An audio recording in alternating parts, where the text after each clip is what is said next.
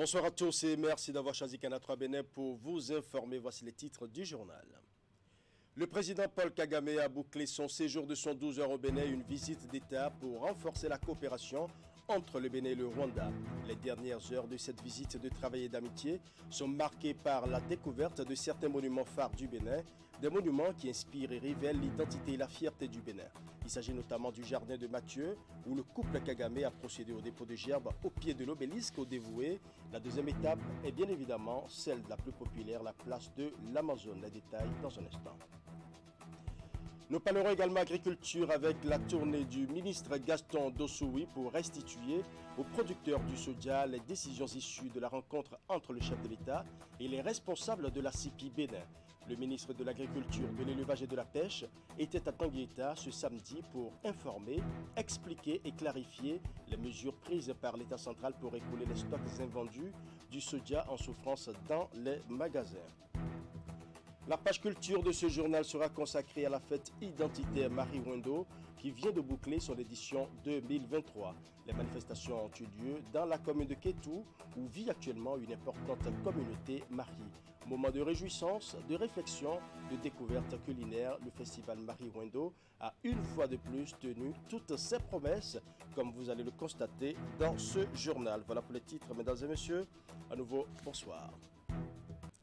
Après 112 heures de visite d'État en République du Bénin, le président Paul Kagame est retourné au Rwanda, mais avant, l'hôte du président Patrice Talon a eu le plaisir de visiter les monuments phares du Bénin. Comme vous allez le constater, des monuments qui inspirent et révèlent l'identité et la fierté du Bénin.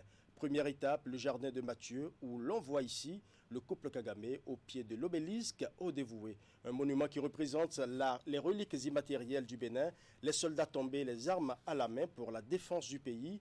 Ce monument est érigé pour permettre au Bénin de se réapproprier son histoire en remplacement du monument aux morts dont l'histoire révèle du narratif colonial. Il s'agit pour le gouvernement d'offrir aux citoyens un nouvel espace en conformité avec la vision et la devise du Bénin et développer un sentiment de fierté et du devoir chez chaque Béninois. La deuxième étape est bien évidemment celle la plus populaire, la place de l'Amazone. Le couple Kagame est fasciné par cette gigantesque statue de l'Amazone, symbole de la ténacité et de la bravoure de la femme béninoise d'hier, d'aujourd'hui et de demain. Ici, Paul Kagame et Jeannette Kagame ont eu droit à une brève immersion dans l'histoire des Agodiers, ces femmes guerrières qui continuent de faire résonner le nom d'Anhomé aujourd'hui Bénin. Et c'est par justement ces belles aventures que le couple Kagame a clôturé son séjour en terre hospitalière du Bénin. Il faut préciser que cette visite de travail et d'amitié du président Paul Kagame au Bénin s'inscrit dans la dynamique du renforcement de la coopération entre les deux États. Juste après ce journal, vous suivrez à partir de 21 h le compte rendu complet de la visite de 3 jours du président Paul Kagame. Et justement, parlant de ce que le Rwanda peut inspirer au Bénin, une compatriote béninoise ayant vécu 10 ans au Rwanda exprime toute son admiration pour cette coopération bilatérale qui ne peut qu'être fructueuse pour le Bénin. Sandra Idossou nous confie ici la source de son inspiration et de son engagement pour des villes propres et sans déchets. Nous allons suivre. D'abord, en tant qu'Africaine, je trouve que c'est quelque chose de bien quand les Africains se visitent. C'est important que les Africains se connaissent, sachent les réalités de chaque pays, parce que dans chaque pays, il y a des choses qu'on peut tirer, il y a des expériences. Enfin, c'est important qu'il y ait cette coopération sud-sud. J'étais au Rwanda il y a 6 ans quand le président Kagame, quand le président Talon avait visité le Rwanda, et c'était une très belle chose. Et je pense que c'est tout à fait normal que cette fois-ci, que ce soit le président Kagame qui vienne ici. Les Béninois ne vont pas forcément là-bas et les Rwandais ne viennent pas forcément ici. Mais pour quelle raison? Parce que les gens ne se connaissent pas, les gens ne voient pas les opportunités qu'il y a. Donc je pense que pour des peuples qui ne se connaissent pas vraiment, ici on dirait oui, le Rwanda c'est le génocide, c'est tout ce qu'on connaît du Rwanda, mais le Rwanda c'est beaucoup plus que le génocide. Qu'est-ce qui a été fait, sur quelle base ils ont développé leur pays? Donc il y a quand même des choses à apprendre. Et pour les Rwandais aussi de savoir qu'au Bénin, nous avons toutes ces réformes qui se mettent en place, qu'il y a des opportunités d'affaires ici. Je pense que c'est bien. Et d'ailleurs, je trouve que cette visite va permettre aux Rwandais de s'ouvrir un peu sur le Bénin et vice-versa. Moi, quand je travaillais là-bas, il y avait beaucoup de Béninois qui travaillaient aussi dans des institutions, dans des entreprises et tout. Ici, au Bénin, par contre, je ne vois pas beaucoup de Rwandais ici. Et pourtant, il y a des opportunités. Évidemment, les pays ne sont pas les mêmes. On ne peut pas recopier. On ne peut pas dire qu'on veut que le Bénin soit comme le Rwanda et on ne veut pas non plus dire que le Rwanda va copier tout à fait. Chaque pays a son histoire. Chaque pays a sa façon de fonctionner. Donc, il n'est pas du tout question de dire on veut recopier ce qui se passe d'un pays à un autre, mais plutôt c'est tirer des leçons, regarder les choses positives qu'on peut adapter. Moi, une des choses qui m'a toujours marqué au Rwanda, c'était la propreté. Et d'ailleurs, quand je suis rentrée du Bénin, que je suis venue ici, quand je suis rentrée du Rwanda, j'ai lancé Sachet Railway parce que je rêvais d'avoir une ville propre comme Kigali. Et donc, aujourd'hui, tout ce que je fais par rapport à Sachet Railway, c'est par rapport à ce modèle de propreté. Et donc, il y a quand même beaucoup de choses qu'on peut tirer d'un pays à un autre. Et quand je vais ici et que je suis à Kigali, pareil, il y a beaucoup de choses qui intéressent les Rwandais. Notre éducation, notre système d'éducation, le commerce, le tourisme, il y a quand même des choses qui se font ici qui intéressent aussi les Rwandais. Parlons agriculture à présent avec la tournée du ministre Gaston Dossoui qui vise à restituer aux sodiaculteurs les décisions issues de la rencontre entre le chef de l'État et les responsables de la CIPI Bénin. Le ministre de l'Agriculture, de l'Élevage et de la Pêche était à Tangueta ce samedi 15 avril pour le compte du département de l'Atakora. Objectif, informer, expliquer et clarifier les mesures prises par l'État central pour écouler les stocks invendus du sodia en souffrance dans les magasins. Cette démarche du gouvernement rime avec ses ambitions de faire du Bénin une puissance agricole dans la sous-région. Alassane Arouna pour les détails. C'est une rencontre d'information et de clarification du ministre de l'Agriculture sur les nouvelles dispositions prises par l'État central pour permettre aux différents acteurs de la filière soja de jouir de leur labeur tout en augmentant les devises du pays. Devant ces sojaculteurs de l'Atakora mobilisés à Tangueta, l'exercice a consisté à restituer les décisions prises par le gouvernement pour leur permettre d'écouler leur stock jusque-là invendu à CIPI Bénin. Nous avons demandé à CIPI, qui a accepté de racheter tout ce qu'il y a comme stock de soja disponible, d'ouvrir un magasin ici à Tangueta. Et Tangueta aura son point de vente, mais qui va drainer tout ce qui est à Materi, tout ce qui est à Kobli, et même à Bokoumé s'ils veulent bien. Mais si des gens discutent avec CIPI et ils ont des camions pour charger 20 tonnes, 30 tonnes, 50 tonnes pour aller à un autre milieu, ils discutent, surtout si c'est pour aller même à Klodjibé, vous allez vous entendre sur le transport. Première chose. La chose suivante, on ne va pas vendre à crédit. On a dit du cash. Avec cette séance d'explication élargie aux producteurs des autres filières agricoles, fini les fausses informations qui alimentent la toile ces derniers jours. Au cours de ces échanges interactifs et participatifs, salués par l'ensemble des acteurs, les préoccupations, questions et doléances n'ont pas manqué. Je demande une doléance, puisqu'on a déjà les camions déjà arrêtés. Les sojas sont dans les frontières, c'est arrêté. Je demande une doléance pour trouver une porte de sortie de ces camions et de ces sojas arrêtés. Pourquoi est-ce que pour sortir le coton fibre du port de Cotonou, il faut payer 20 francs par kilo et que pour sortir le soja du Bénin, il faut payer 140 francs? Je veux qu'on m'explique ça aussi. Le coton graine ne sort pas. Donc, il ne peut pas avoir la même taxe. Le soja travaillé et qui sort est moins taxé que le soja brut. De même, le cajou travaillé dans nos usines qui sort n'a pas la même taxe que le cajou brut, la noix brute que l'on met à l'exportation. Vous avez posé un problème sur les camions qu'on a à raisonner avec les produits. Le soja qui est là, on peut décider de comment ça va être géré. L'essentiel, c'est que ça soit géré au Bénin, dans mon pays. Et que le transporteur soit amendé au moins. Après Tanguieta dans la Takora, Djougou dans la Donga a accueilli la délégation ministérielle en tournée explicative au plan national. La lutte contre le travail des enfants continue avec la recrudescence des séances de sensibilisation sur le terrain. La dernière en date est la séance de sensibilisation grand public organisée le vendredi 14 avril au marché d'Antokpa par le ministère du Travail et de la Fonction publique. Il faut reconnaître que ces dernières années au Bénin, le phénomène du travail des enfants a beaucoup régressé. En 2022, les statistiques ont montré que le phénomène est passé sous la barre des 22%. Mais l'objectif du gouvernement est la tolérance zéro. Le choix du marché d'Antokpa pour la sensibilisation grand public sur les pires formes de travail des enfants constitue une cible importante. C'est ici que se concentrent des enfants mineurs des deux sexes soumis à toute forme d'exploitation. Le déplacement de la ministre du Travail et de la Fonction publique, Adidja Toumatis, et de son homologue des Affaires sociales, Véronique Toinforet, montre combien le phénomène préoccupe le gouvernement. Le travail de l'enfant avant 14 ans est interdit. C'est surtout la maltraitance, les abus, l'exploitation pour le travail à des fins commerciales. Certains d'entre eux étant soumis à des formes dangereuses, voire aux pires formes de travail dans les marchés. La question de l'élimination du travail des enfants reste notre bataille commune.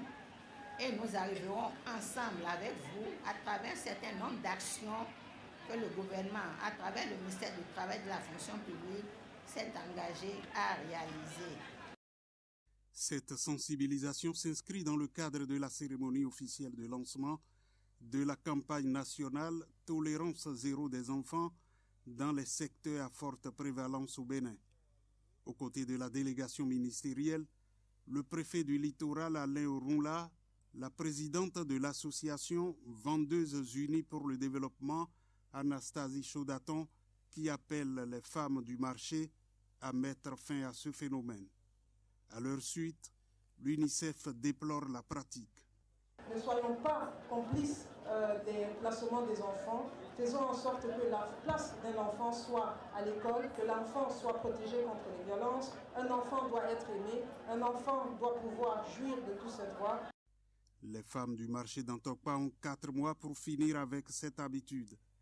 Le gouvernement est clair, les responsables de cette pratique, les parents et les intermédiaires ne seront pas épargnés. Les enfants, autorités de demain, comptent pour le chef de l'État, Patrice Talon. D'une sensibilisation à une autre, les populations de Dangbo connaissent désormais le bien fondé de toutes les redevances qu'elles versent à la mairie. Dans une tournée de sensibilisation, les responsables communaux ont expliqué l'usage fait de chacune des taxes et de tous les impôts perçus. La randonnée a duré 4 jours avec l'appui financier et technique du projet réforme de la GIZ. Voici le compte rendu de William Clicker. Ils ont fait le tour des 7 arrondissements de la commune. Au contact des populations, l'équipe mixte composée du conseil communal de supervision de Dangbo et des chefs des services déconcentrés de l'État a expliqué le processus de perception et d'utilisation des taxes et impôts collectés. Nous avons expliqué les questions de taxes foncières uniques, les questions de contribution au développement local, les questions de droit de place sur les marchés, les questions de taxes de publicité. Donc nous avons expliqué ces questions, les questions de taxes sur les pirogues et bacs motorisés, ainsi de suite. Nous avons expliqué ça à la population. Nous leur avons dit s'il y a des questions sur lesquelles ils demeurent des incompréhensions, des questions de taxes qu'ils estiment élevées par rapport à telle ou telle chose, ils peuvent se rapprocher aussi bien des services de la mairie que des services déconcentrés de l'État, que sont la recette auxiliaire des impôts et la trésorerie communale, pour comprendre davantage les démarches à mener pour que elles ne soient pas surprises par les échéances fiscales. Nous avons expliqué toutes ces choses-là. Les autorités communales repartent satisfaites de cette tournée de sensibilisation. Cette descente va permettre une mobilisation plus efficace des ressources propres de la mairie de Dangbo. Les populations ont compris que c'est leur façon à elles de contribuer au développement local. En résumé, il faut retenir que les populations ont salué quand même le fait que nous soyons sortis pour aller à leur rencontre. Même si par endroits, elles ont estimé que nous avons accusé du retard parce que les mesures qui concernent les impôts, taxes et redevances ont été mises en application il y a un moment avant que nous sortions pour aller sensibiliser. La tournée de sensibilisation de 4 jours qui a démarré à Dequin s'est achevée dans l'arrondissement central de Dangbo. Les responsables de l'école supérieure de management ESM Bénin ont organisé pour leurs étudiants du site de Porto Novo un séminaire sur la méthodologie de recherche de l'emploi. C'est une initiative qui se répète et dont l'objectif est de donner à ces étudiants les outils et les connaissances nécessaires pour une insertion rapide sur le marché de l'emploi dès la fin de leur formation. Le point du séminaire de Porto Novo dans ce reportage. Sinon, vous allez tourner en rond. Un séminaire spécialisé pour enseigner à ses étudiants la méthodologie de la recherche de l'emploi. Ce type de séminaire est un label de l'École supérieure de management dont les responsables, au-delà de l'enseignement de qualité qu'ils assurent à leurs apprenants, ont inséré dans le plan de formation la question de l'employabilité des jeunes diplômés. Cette fois-ci, ce sont les étudiants du site de Porto Novo qui étaient à l'honneur. Donc la vision que nous développons depuis des années avec les chefs d'entreprise, les organismes, c'est qu'il faut que les étudiants qui sortent de l'école supérieure de management soient directement opérationnels dans le tissu économique. Il ne faudrait pas qu'ils obtiennent leur diplôme pour aller dormir à la maison. Pour ce faire, il ne faudrait pas attendre la fin du processus pour commencer à apprendre à l'apprenant la méthodologie de recherche de l'emploi. Les possibilités que le gouvernement offre aux jeunes diplômés. C'est pour cette raison que depuis plusieurs années, nous avons initié au sein donc de l'École supérieure de management les séminaires spécialisés où au début de chaque mois ou chaque dernier vendredi de chaque mois, nous organisons à l'endroit donc des apprenants ce que nous appelons séminaires spécialisés où nous invitons des chefs d'entreprise, des responsables de société, des responsables donc des structures d'État pour venir partager avec les jeunes les possibilités d'emploi dans le pays. Pour cette session de formation, c'est l'Agence nationale pour l'emploi qui a été choisie pour entretenir les étudiants de l'École supérieure de management, site de Porto Novo. Vous avez certainement choisi votre formation, mais est-ce que vous connaissez votre monde professionnel? Ceux-là qui avaient suivi la même formation que vous, comment ils ont pu s'insérer? Qui a l'information a le pouvoir, dit-on. Vous devez sortir. Ne restez pas seulement au niveau de la formation et la maison. Aujourd'hui, c'est les parents. Mais d'ici 2 ans, 3 ans, est-ce que vous avez déjà pour objectif de libérer les parents, de les décharger? Les conseils des communicateurs du jour ont été bien captés par les étudiants. Le séminaire était bien trop instructif pour nous parce qu'il nous a permis de maîtriser les différentes polémiques sur lesquelles nous pouvons interagir, nous pouvons travailler pour notre insertion professionnelle. Les différentes capacités dont nous avons besoin pour notre insertion professionnelle. De ce séminaire, j'ai retenu qu'il ne faut forcément pas attendre après la licence avant de commencer à dire « Ah, je vais courir pour aller passer le stage ». Sur le marché de l'emploi, c'est la compétence qui s'évalue et non les diplômes. Donc, en général, c'est ce que j'ai compris du séminaire qu'on vient de faire. Aguerrir ces étudiants pour qu'ils appréhendent très tôt les écueils du marché de l'emploi, c'est une recette de l'École supérieure de management qui a jusque-là produit de bons résultats avec un fort taux d'insertion de ses diplômés. Conrad Gbagidi va désormais siéger aussi au Conseil économique et social CES. Il remplace pour la durée du mandat restant à courir feu général Souman Woké, décédé il y a quelques mois. Le nouvel élu a été choisi par ses pairs présidents des associations de développement des 15 communes du Zou et des collines. L'élection s'est déroulée à la préfecture d'Abomey et a été présidée par le préfet Firmin Mekouton ainsi que le représentant du garde des Sceaux. Imet Hélène Amousso pour les détails. Un nouveau représentant pour les associations de développement des 15 communes du Zou et des collines au Conseil économique et social, CES. Le remplaçant de feu général Souman Ouké est désormais connu. C'était à l'issue de l'élection organisée à cet effet à la préfecture d'Abomey. Pour la circonstance, on pouvait remarquer autour du préfet Firmin Mekouton la présence du représentant du ministre garde des Sceaux, de même que le corps électoral composé des représentants des associations de développement. Les membres du Conseil économique et social sont nommés par le président de la République pour une durée de 5 ans par décret pris en Conseil des ministres. Si au cours de cette période, un siège de conseiller économique et social devient vacant à la suite d'un décès, d'une démission, d'une exclusion, il est procédé à la désignation d'un nouveau conseiller pour la durée du mandat restant à courir. L'élection des représentants des organisations visées à l'article 3 du présent décret est effectuée au scrutin secret majoritaire uninominal à 2 tours. Au premier tour, le candidat ayant recueilli la majorité absolue des suffrages exprimés est proclamé élu. Si, après le premier tour, nous constatons qu'aucun des candidats n'a pu obtenir la majorité absolue, nous allons passer au deuxième tour entre les 2 candidats venus en tête. Les opérations de vote se sont déroulées conformément aux dispositions prévues dans la loi 92-010 du 16 juillet 1992 portant loi organique sur le CES, le règlement intérieur de l'institution, en plus du décret fixant les modalités des élections des représentants des organisations au sein du CES. 18 voix contre 12 pour son challenger au premier tour.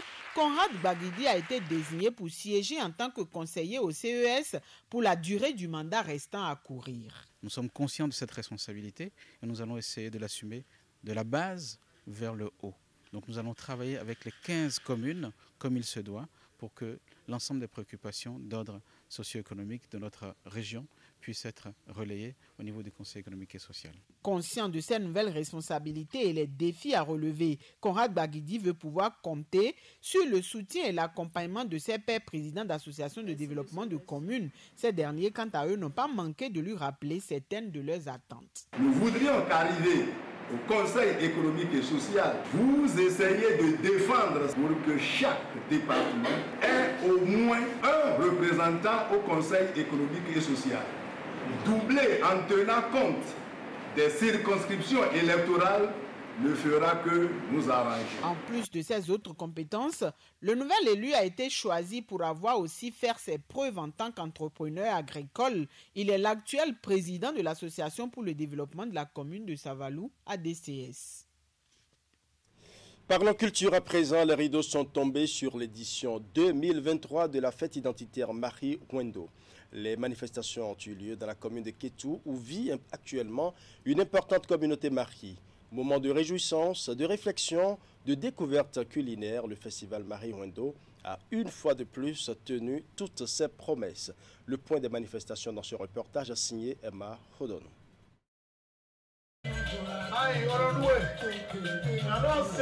La valorisation de la culture reste pour ces maris une priorité et ils ont répondu nombreux au rendez-vous de cette 22e édition du festival Racine Marie Wendo qui a pris cette année ses quartiers à Pancon dans la commune de Kétou. Immense est donc ma joie que Pancon, un arrondissement Marie de la commune de Kétou, soit choisi pour accueillir cette 22e édition. Chers participants, l'association Marie Wendo est un creuset culturel, festif et d'échange qui rassemble les filles et fils de l'ère culturelle Marie. Nous avons le devoir de nous faire connaître, nous avons le devoir d'exister. Le Marie, il est Marie. Le Marie n'est pas faux. Je ne connais pas les statistiques, mais je suis sûr que nous sommes assez nombreux. Puisque les informations que nous avons reçues nous montrent que le Marie fait 18% de la population du Bénin. Et ça, c'est important. Marie Wendo a encouragé, soutenu la commission linguistique Marie, qui a été enregistrée au journal officiel et qui a aujourd'hui son alphabet déjà élaboré et validé par la commission nationale. Nous avons notre alphabet maintenant et ça c'est important. Pour chaque édition, l'association Racine Marie Wendo réalise des œuvres pour la localité qui abrite les festivités. Kpankun a ainsi bénéficié de la réalisation de 2 monuments, un monument pour symboliser le festival Marie Wendo et un autre qui représente une personnalité forte de Kpankun, notamment le fondateur du royaume de Kpankun. Une collecte de fonds a été aussi initiée pour acheter une prothèse à l'artiste de renom Bema Omede qui a depuis quelque temps perdu sa mobilité. Marie Wendo, édition 2023, n'a pas manqué d'être ces moments de réjouissance, de concerts et de découvertes culinaires qui mettent en avant le riche patrimoine Marie. Vous voyez, c'est riche. Ce qu'il y a maintenant, c'est qu'il faut tout faire pour laisser tout ça à la postérité. Je crois que cela est très important pour que nous, nos enfants qui ne savent pas danser ça, commencent déjà à apprendre à danser le tchekoumé, le toba et le masagorou. Je crois que vraiment c'est une fête une fois encore réussie. Vous constatez que Marie Wendo, ce n'est pas que les maris, c'est presque toutes les communautés du Bénin qui se retrouvent et qui fêtent ensemble et qui réaffirment notre cohésion nationale et c'est ça le plus important. Nous sommes redevables à nos localités. Nous sommes de quelque part et personne d'autre ne viendra développer notre localité ou notre culture pour nous. C'est à nous-mêmes de s'y mettre. La 22e édition du festival Racine Marie Wendo s'est refermée ce dimanche et rendez-vous est pris l'année prochaine pour d'autres moments de brassage entre les fils et filles Marie. En sport, on évoque les certitudes liées à l'organisation à Cotonou en septembre prochain des 5e mondiaux de pétanque après le glissement de date et l'incertitude constatée du non-achèvement dans les délais des travaux de construction du boulodrome. L'option de l'érection des chapiteaux pour accueillir ce rendez-vous est désormais d'actualité. Le président Claude Azema de la Fédération internationale de pétanque et Jeux provinciaux en séjour au Bénin, c'est pour s'enquérir du niveau de préparation des Jeux mondiaux, a animé un point de presse ce dimanche. Nous allons suivre. On peut davantage l'évoquer avec certitude, force et vigueur. L'organisation à Cotonou des 50e mondiaux de pétanque. Le doute dissipé, l'horizon éclairci, les acteurs s'imbriquent. Et le séjour actuel au Bénin du président Claude Azema de la Fédération internationale de pétanque et Jeux provençaux a fini de lever tout équivoque. Finalement, boulodrome ou pas, le championnat du monde se fera aux dates prévues. Donc pour nous, c'est parfait. Il faut savoir que M. Idrissou a été l'initiateur de ce championnat du monde. C'est lui qui en a parlé le premier, c'est lui qui a proposé à l'international de l'organiser. Une première fois, les gens ont préféré le Canada, ils se sont aperçus qu'ils avaient eu tort, ce qui fait que 2 ans après, quand il est venu présenter le championnat du monde à Santa Susana sur un congrès international, ça a été une unanimité pour le confier au Bénin. Il avait fait d'ailleurs une magnifique vidéo pour présenter votre pays qui ne pouvait qu'attirer les gens. Septembre reste une évidence et plus exactement la période enfin connue. Du vendredi 8 au dimanche 17 septembre, Cotonou sera la capitale de la pétanque mondiale. Cerise sur le gâteau, le cinquantenaire obtenu de haute lutte sera couplé avec les championnats du monde de tête-à-tête, doublette et mixte. Pour la première fois, on va organiser les 2 séries de championnats du monde sur le même site, dans la foulée. Si vous réussissez, ça va être un exploit fantastique qui va faire le tour du monde. Si ça ne marche pas bien, évidemment, ça va retomber sur tout le monde. Mais je suis à peu près persuadé que ça marchera tout à fait bien. L'étendue de ce rendez-vous sportif, l'enjeu et les défis tiennent en état de veille tous les acteurs locaux de cette organisation. Le ministère en charge des sports, la Fédération béninoise de pétanque, la Confédération africaine des sports boules, dont le président Idrissou Ibrahima salue l'implication à plus d'un titre du chef de l'État béninois. Je vais tout simplement remercier un des dignes fils de l'Afrique. Il s'agit en l'occurrence de son Excellence Monsieur Patrice Athanase Guillaume Talon, et son gouvernement pour l'attention particulière qui ne cesse de porter aux boulistes africains et du monde à travers toutes les mesures d'accompagnement et surtout, oui, relativement au mondial de pétanque qui aura lieu à Cotonou, au Bénin, du vendredi 8 au dimanche 17 septembre 2023. La construction des chapiteaux pour accueillir les 10 mondiaux, pour rappel, n'émousse guère le projet de réalisation du boulodrome de normes internationales. Voilà, ce sera tout pour ce journal. Merci pour votre aimable attention. Bonne soirée à chacun et à tous.